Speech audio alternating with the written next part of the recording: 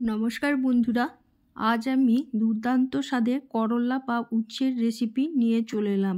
গরমের শুরুতে করলা রান্নার নতুন পদ্ধতি। এইভাবে করলা রান্না করলে একটুও তেতো লাগবে না। বাড়ির সবাই, ছোট বড় সবাই ভালোভাবে গরম গরম ভাতের সাথে খেতে পারবে। অনেকে আবার তেতো পছন্দ করে না, তো এইভাবে রান্না করলে তেতো ভালো লাগবে। আর তেতো আমাদের সুগারের পক্ষে খুব উপকার। তো এইভাবে একবার এই ছোলার ডাল আর এই করলা এইভাবে রান্না করলে খুবই উপকার দেবে, বাচ্চা বড় সবার ভালো লাগবে। ছোলার ডাল আর করলার পরিমাণ হচ্ছে, ছোলার ডাল নিয়েছি 200 গ্রাম আর করলা নিয়েছি 700 গ্রাম। এবার তোমরা ছোলার ডালের পরিবর্তে অন্য যে কোনো ডাল নিতে পারো, আমি ছোলার ডাল নিয়েছি। এবার আমি এই ছোলার ডালটা ধুয়ে ভালোভাবে পরিষ্কার করে নেব। এই যে বাটির মধ্যে নিয়ে নিলাম। এবার এই ডালের মধ্যে জল দিয়ে ভালোভাবে ধুয়ে পরিষ্কার করে নেব। এই ডাল আমি 5 থেকে 6 ঘন্টা ভিজিয়ে রাখবো। এই যে পুরো ধুয়ে পরিষ্কার করে নিলাম। এবার আমি করলা কেটে নেব। আমি ছুরি নিয়ে নিয়েছি। এবার এই করলা লম্বাভাবে গোল গোল করে 3 পিস করে নিলাম। 3 পিস থেকে এবার খণ্ড খণ্ড করে নেব। একটা পিস থেকে দু খণ্ড করে কেটে নিলাম। করলা পুরোটাই কেটে নিলাম। এবার কেটে নিয়ে করলা কিন্তু আমি আগে থেকে ধুয়ে নিয়েছিলাম। এবার এই করলার মধ্যে দিয়ে নিলাম 1 চিমটে হলুদ আর নুন। এবার এই করলা নুন আর হলুদ ভালোভাবে মাখিয়ে নেব। করলায় মাখিয়ে নিয়ে করলার মধ্যে যে বীজগুলো শক্ত হয়ে গেছিলো, মোটা পেকে গেছিলো, সেই বীজ আমি ফেলে দিয়েছি। আর যেগুলো একেবারে নরম কুচি সেগুলো বীজ রেখে দিয়েছি। এবার ডাল ভিজে গেছে, ফিরে এলাম। এবার এই ডালটা আমি নিয়ে নেব মিক্সার জারে। এই মিক্সার জারে নিয়ে নিলাম।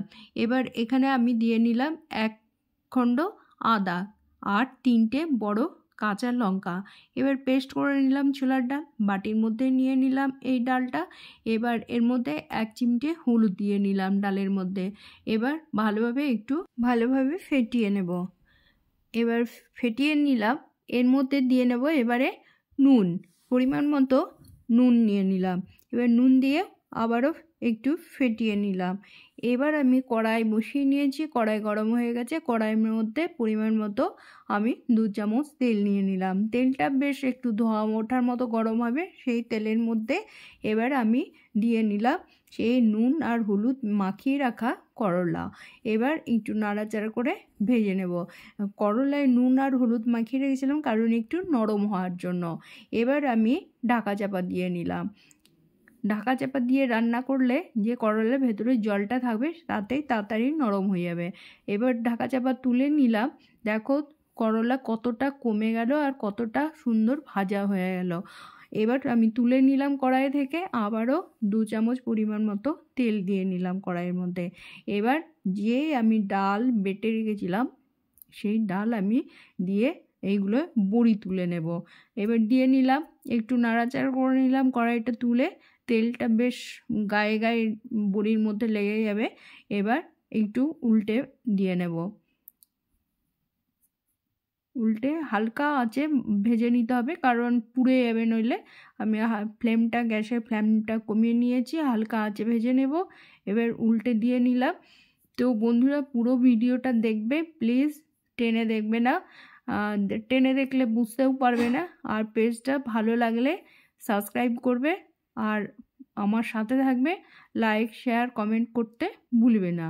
আমার বড়িগুলো ভাজা হয়ে গেছে, তুলে নিলাম। দেখো কত সুন্দর হয়েছে। এবার কড়াইয়ে ওই বড়ি ভাজার তেলেই আমি লঙ্কা আর দিয়ে নিচ্ছি এখানে সর্ষে আর 5 ফোড়ন দিয়ে নিলাম। এর আগে একটু সামান্য নুন দিলাম কারণ ছিটকে যাবে না বলে। এবার একটু নাড়াচাড়া করে ভেজে নিলাম। এবার ভাজার মধ্যে এবার দিয়ে এই ফোড়ন তেলের মধ্যে আবার দিয়ে নিলাম করলাগুলো। এইভাবে রান্না করলে করলার টেস্ট দ্বিগুণ বেড়ে যায় আর খেতেও দারুণ দুর্দান্ত হয়।